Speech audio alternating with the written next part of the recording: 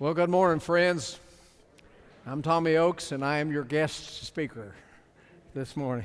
It's good to be with. My son, John Thomas, is with me down there on the front row, and I was here about 25 years ago, over down the hallway in the old building.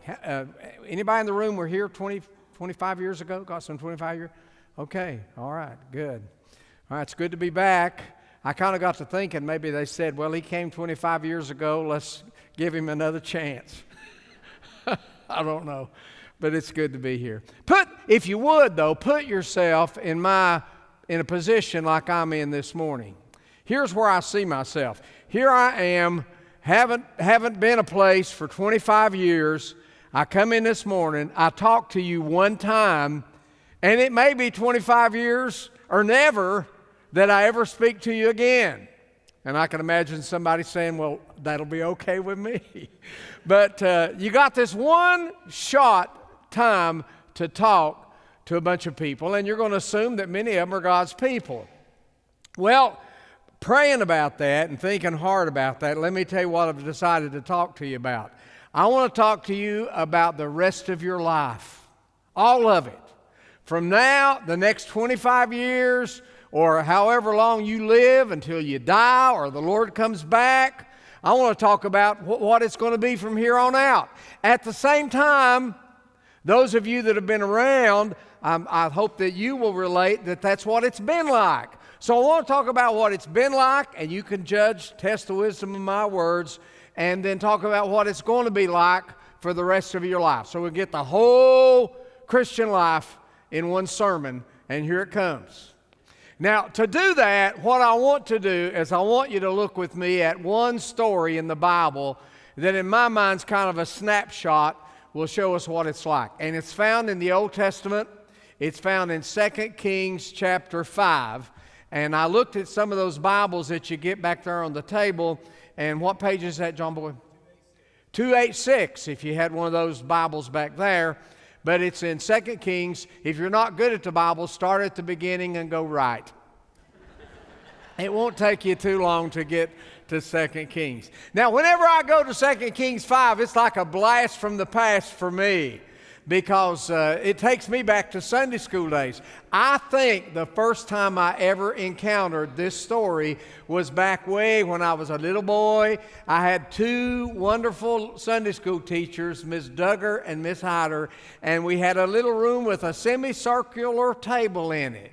We all sat around the outside, and those two ladies were on the inside, and back behind them they had this thing called a flannel graph.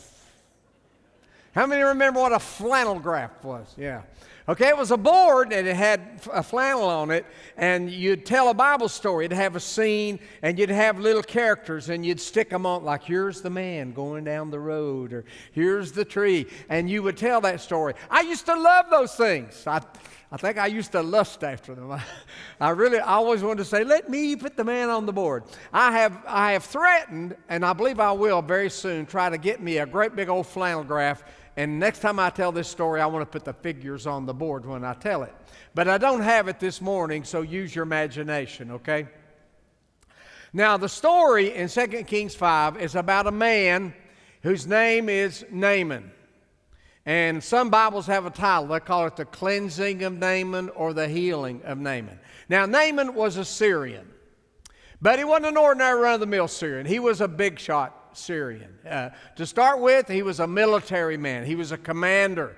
And apparently he had won some major battles. So he had a reputation. He was a favorite in the king's court. And so he probably was at least semi-famous. I would imagine if you'd lived in those days, you would have known who Naaman was. If they had a parade, he probably would have been in the parade. I imagine his armor had a lot of ribbons on it. And maybe little boys would come up and ask Naaman to sign their knife or something because he was that well known. If you look at the story closely, you don't have to look even real closely even, but you can also tell that he's a very wealthy man. So he's kind of a celebrity, and he's very rich, well known, but he's got a problem. He gets up one morning, looks in the mirror, and I don't know where it was. I picture maybe being on his chest somewhere, and he sees a spot, and it won't go away. And whatever he puts on, it just gets worse and worse and worse until finally he breaks down and goes to a Syrian doctor and he's diagnosed. And Naaman has what in the Bible is one of the worst diseases you could ever have. He's got leprosy. And leprosy was a horrible, horrible Bible disease. As far as we know, in Bible days, they didn't know a cure for it. And because you were afraid you might infect your family, you'd have to leave home and go out and either live by yourself or live in a colony of lepers away from other people. People wouldn't touch you. There were places in Bible lands, if you had leprosy and you were walking down the road and you saw somebody coming the other way, you would have to put your hand over your face and you would have to yell out, "Unclean, unclean." And it was a death penalty. You were going to get worse and worse, and you were going to die, and there was not a doctor in the whole country could do a thing about it. So Naaman's in a bad state. But good for him, he somewhere along the line picked up this little Israeli girl who's working in his household, probably picked her up in a campaign somewhere. And she not only is from Israel, but she knows about the God of Israel and what he can do. So this little girl starts dropping hints around the house. If the master would only go down to Israel, he could get cured. If the master could go Israel, find one of those prophets down there, God could cure him. So apparently she drops that hint enough that word gets to Naaman. I mean, maybe his wife heard it. I don't know. But at any rate, Naaman hears about it. So what he does is he winds up going down to Israel to get a cure. But he takes a big entourage with him, takes chariot and servants and a big bunch of money to pay for it. Well, when he gets to Israel, they send him out to the prophet Elisha. Elisha is one of my favorite Old Testament prophets. I love stories about Elisha. Every time I think of Elisha, I think of Obi-Wan Kenobi. And you read about him and see. For one thing, he lives way out in the desert areas. And he knows things. And the power of the force of the Almighty, the real force, is with this guy, Elisha. So Elisha's living way out in the desert there, little old shack, I always picture it being a little gray shack, prophet parsonage. And living with him is another little guy, maybe an understudy, maybe he's a junior prophet, maybe he's a seminary prophet or something. And we're trying to learn from Elisha. He's helping Elisha out. And the day comes that Naaman, the big shot Syrian, comes out in the desert to see Elisha the prophet to get a cure. So picture maybe that little shack out there at the end of a long dirt road, and maybe this little guy standing with Elisha goes to the window and looks, and out there at the end on the road he can see a cloud of dust, and it gets closer, and you see these chariots and these horses with big red feathers on. You've seen these Bible movies, haven't you? And this thing comes roaring into Elisha's front yard, and the little servant guy says to Elisha, "Someone's coming." Elisha says, "I know." And Naaman pulls up in the yard there, turns to his servant and says, "Go down, knock on the door, and tell this prophet Elisha that I, Naaman the Syrian, have come to get a cure for my leprosy, and I'm going to pay him handsomely." So the servant goes down, knocks on the door. Elisha doesn't even come to the door. He sends this little servant guy. He says, "Go tell him to tell his master that if he wishes to be cured of his leprosy, he must go down to the Jordan River and dip 7 times, and he will be cured. And we don't want any money." So the little servant guy goes to the door, opens it up, and there stands Naaman's servant. And he starts off, "My master, Naaman." We know. Well, what do we do? Well, my master told me to tell you to tell your master that he said for me to tell you to tell him that if he wants to be cured of his leprosy, he must go down to the Jordan River and dip in it 7 times, and he'll be clean, and we don't want any money. Thank you. Slam. So the servant goes back to the chariot. Naaman says, "Well, I guess the prophet is kind of sprucing up a little bit, isn't he? Getting his best robe on to come out here and cure my leprosy." And the servant guy says, "Well, no, sir." "What? He's not coming." "He's not?" "No. He told his servant to tell me that he told him to tell me to tell you that if you want to be cured of your leprosy, you had to go down to the Jordan River and dip in it 7 times, and he didn't want any money." Now, Bible trivia moment. at this moment, what does Naaman do? He gets mad. He gets angry. He says, the very idea. He says, I thought the prophet himself would come out here and wave his hand over the spot and pronounce something and my leprosy be gone. Can you picture Naaman at this moment having Hollywood visions? You know, maybe the wind starts blowing, and like Steven Spielberg or something, the clouds start rolling in, and the wind blows the door of that little prophet house open, and Elisha comes out with his beard waving in the wind. He's got a staff, and he walks up to that chariot, and he says, leprosy, be gone, you shall not pass. That's a Lord of the Rings reference for those of you who familiar with Gandalf. And Naaman says, if I'm going to take a bath, I'll just go home. We got better rivers back home than we have here, and I'm not going to go. And he's just spewing around the chariot, all pouty and mad. Well, the servants come up to him. Excuse me, sir, what? Well, if the prophet had told you to do some big thing, you'd have done it, wouldn't you? Well, I guess so. Why don't you just go down to the river and do what he said for you to do? So Naaman says, okay. So he turns to his driver and says, to the Jordan River. And they whip up those horses, a couple of donuts in Elisha's front yard. Nah, I'm kidding. We don't know this. I just made that up. But they go roaring down to the Jordan River. Well, when they get down to the Jordan River, Naaman gets down off the chariot. I picture him taking his finery off, going down to the water's edge. And I always imagine him turning to his servants and saying something like, turn your backs. Yes, sir. So they all turn their backs. And he gets down in that river, and he dips in that water 7 times. And on the 7th time, he comes up out of the water, and his leprosy is gone. He's got baby skin.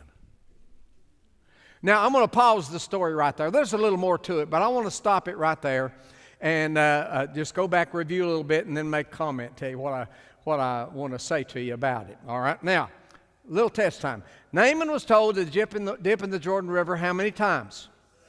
How many times did he dip? Okay, right. Which dip did he get better on? Okay, so which dip do you think was the most important dip? Well, now listen, I got to admit, as dips go, dip number 7 is a very impressive dip, isn't it? I mean, it's really, dip 7 is my favorite dip. I mean, it's a wonderful, marvelous, miracle dip. You go down dip 7, he goes down sick, he comes up well. He goes down diseased, he comes up undiseased. He goes down with leprosy, he comes up with baby skin. Yeah, I mean, if you're going to have a cameras rolling, you want the cameras to roll on dip number 7, don't you? I mean, it is an impressive dip, I have to admit it. However, let me ask you a very simple question. Dip number 7 came right after dip number what? 6. If there had not been a dip number 6, would there have been a dip number 7? No, it couldn't have happened, would it? Dip number 6 came right after dip number what? If there had not been a 5, would there have been a 6? And if there had not been a 6, would there have been a 7? No. Well, dip number 5 came right after dip number, which came right after dip number, which came right after dip number, which came right after dip number? All right. If there hadn't been a 1, would there have been a 2? If there hadn't been a 2, would there have been a 3? If there hadn't been a 3, would there have been a 4? If there hadn't been a 4, would there have been a 5? If there hadn't been a 5, would there have been a 6? If there hadn't been a 6, would there have been a 7? I feel like an auctioneer. So I've got to admit that although dip number 7 really impresses me, I also have to say that the other dips were just as important. And it took every one of them for the cure to take place. Now, we don't know what those other dips were like. I wish we did.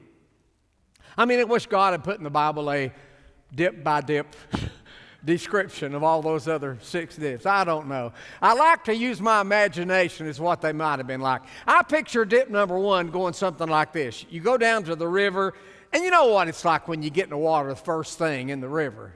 Yeah, you did it perfectly right there. You put your feet in the water and it's, that's cold. Or maybe you step down and it's muddy right there at the front and you sink down and you think, oh no, I'm going to lose my sandals in this stuff. And so dip number 1 is kind of a chilly dip, and you come up. That's dip number 1. I picture dip number 2, maybe goes out a little further and goes down again and comes up and he looks and he's got sticks and leaves on him from the river, and he thinks, oh no, I'm going to get more infected than I was, because Jordan wasn't particularly clean, and it's not the cleanliness of the water that's going to do it anyway. So dip number 2 would be like, gross dip. Maybe dip number 3, he gets down in the water, and maybe a fish or a crawdad starts nibbling on his leg or something. He goes, oh no, there's something going to bite me down there. So I picture dip number 3 being like a scary dip. Dip number 4, I always imagine him getting down in the water to where the water's about right here and something dead floats by. Wouldn't it be just like the Lord? Dead cow float by. And this big old bloated thing just goes rolling down the river there. Now, we don't know that. It's just my imagination. All right. Dip number 5 is like a nothing dip. He's used to the water temperature now. He's been down 4 other times, and he probably comes up 5 times, and he says, look, just like he did. I don't see any improvement. It just like it was. Nothing. So dip 5 is like a nothing dip. By dip number 6, he's starting to feel stupid. Look at me. Here I am, bobbing up and down in the river like a kid going swimming. No doctor has ever said be cured. There's not a doctor in the country ever given out a cure like this. And I can imagine at dip number 6, him being severely tempted to just get on out of the water and go home. And I could picture him maybe all fed up, and he starts to walk out, and maybe one of his servants says, excuse me, sir, how many times have you gone down? 6. How many times did the prophet say? 7. You think maybe you ought to go one more time? Well, okay. So maybe not expecting anything to happen, maybe just real frustrated or feeling as stupid as you could feel, he decides to go down dip number 7, and when he goes down and he comes up, he's better. It's gone. He's healed. 7th dip. Now, here's what I want to say to you about this story this morning. I wish this morning that when I'm talking to you about from here, the next 25 years, or the rest of your life, I wish I could tell you, guess what? It's all going to be sunshine and lollipops from here on out. It's just going to be 7th dip. You're just going to see miraculous things happen. You're just going to see good stuff happen. You're just going to have just so many happy days ahead. And look, you are. There are some happy days ahead, believe it or not. There are miraculous things in the Christian life. There are just wonderful things. And those wonderful things I consider to be the 7th dip days. Now, you get a 7th dip day every now and then. The thing about a 7th dip day, though, is you can't always control it. You wish you could, but they kind of surprise you.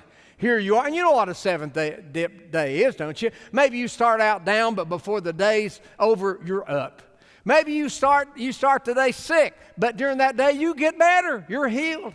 Maybe you start discouraged, but by the time the day's over, you're just as high as a kite. You're just really pumped about life. 7th dip. Every now and then you get a 7th dip day. And about all you can do, you can't predict them. But when they do happen, what do? Well, you just thank God and you enjoy them. Because sometimes the Lord wants you to abound, and you just go ahead and abound and enjoy. And look, anybody in this room's having a good day today, well, go ahead and have it, all right? If you have a good day, if you have a good lunch today, well, enjoy that lunch. If you're feeling good today, go ahead and enjoy feeling good. Don't go on a guilt trip. Go ahead and have it. But tomorrow, maybe dip 1 for you all over again. You may not know. And now we wish we could make it all 70. Like guys like me, I come into church, and I want to hit a home run with a sermon, I would like to be able, every time I preach, like here I am one time in 25 years, you can bet I've been praying and hoping that this would really be a good sermon. And I'm trying my best. God help me to make this a good sermon. But I can imagine somebody out there right now saying, well, so far I'm not real impressed. not to worry. Maybe today's dip 4 for you. Maybe it's 5. Maybe it's 6. Maybe you won't believe what a day tomorrow's going to be. Tomorrow may be the best day you've ever seen. You don't know. I still have one of my favorite memories of last year is we went to this elementary school where we live, did a dippy little old program, and a little kid went to it, and on his way out, he said, "This has been the best day of my whole life." All we did was give him a cup of hot chocolate.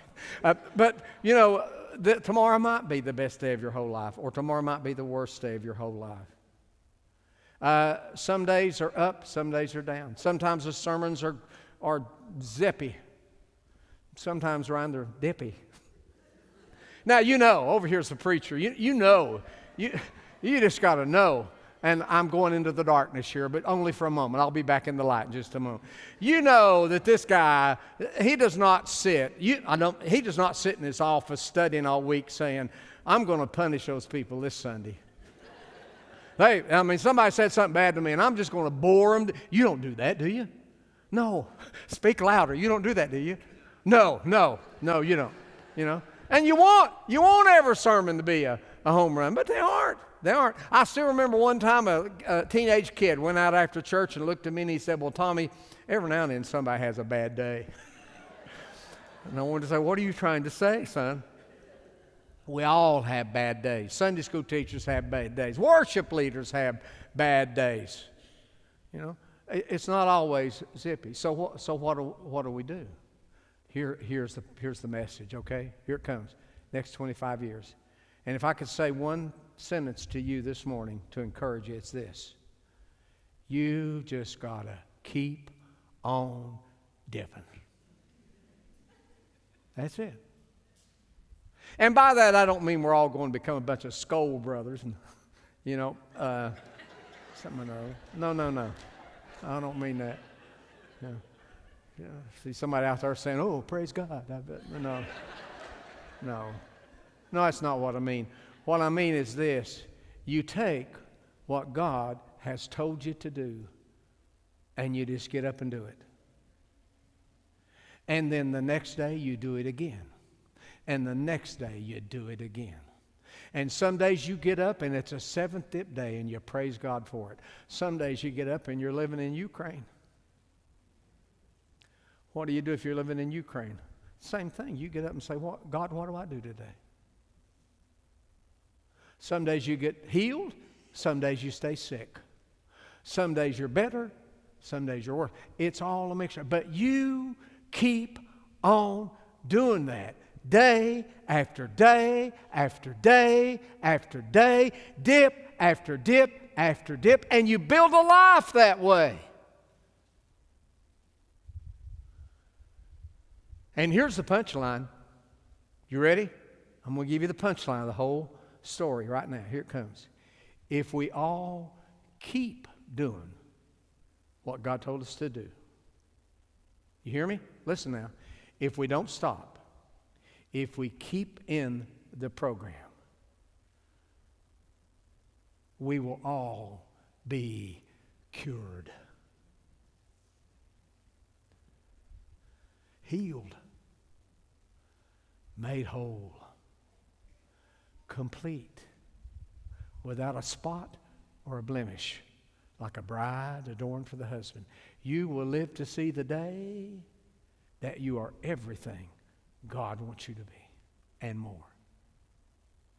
You will live to see the time when everything that pulled you down is over.